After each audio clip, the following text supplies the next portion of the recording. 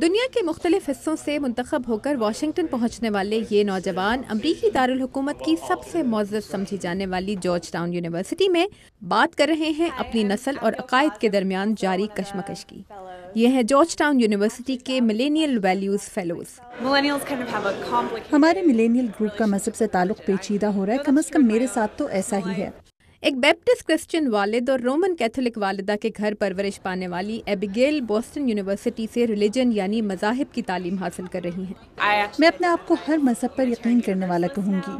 George town university کے Berkeley centre for religion, piece and world affairs کے حالیہ survey کے مطابق 1 سے زیادہ مذاہب کے درمیان پروان چڑھنے والے زیادہ تر نوجوان اپنے والدین کے عقائد سے الگ راستہ اختیار کر رہے ہیں۔ 1/3 کے قریب نوجوان کسی بھی مذہب سے خود کو منسلک کرنا پسند نہیں کرتے۔ یہاں ہر چیز ایسی ہی ہے، نوجوان چاہے کوئی بھی روحانی انسیت رکھتے ہوں، وہ کسی بھی عقیدے سے زیادہ سختی سے خود کو منسلک نہیں کرتے۔ سروے کے مطابق امریکی تعلیمی اداروں میں پڑھنے والے صرف 23% نوجوانوں کے خیال میں بائبل پر لفظ بلفظ یقین کیا جا سکتا ہے۔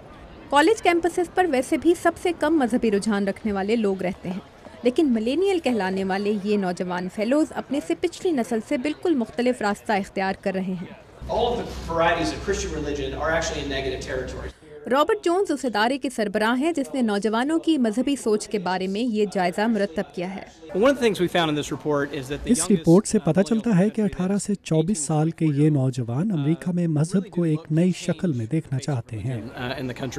امریکہ میں مذہب کا چہرہ ایک طویل عرصے سے ایسا ہی ہے، لیکن جارج ٹاؤن یونیورسٹی کی یہ تحقیق بتاتی ہے کہ یہ نئی قسم کے مذہبی باغی کسی بھی عقیدے پر عمل کے بجائے صرف روحانیت کے حامی ہیں۔ وہ کسی روایتی مذہبی ڈھانچے پر عمل کرنا نہیں چاہتے۔ اس تحقیق سے یہ بھی سامنے آیا ہے کہ نوجوانوں کی بڑی تعداد اپنے فیس بک اکاؤنٹ پر اپنا مذہبی عقیدہ ظاہر کرنا ضروری نہیں سمجھتی۔ جیروم سوکولوفسکی کے ساتھ تابندہ نعیم، اردو VOA۔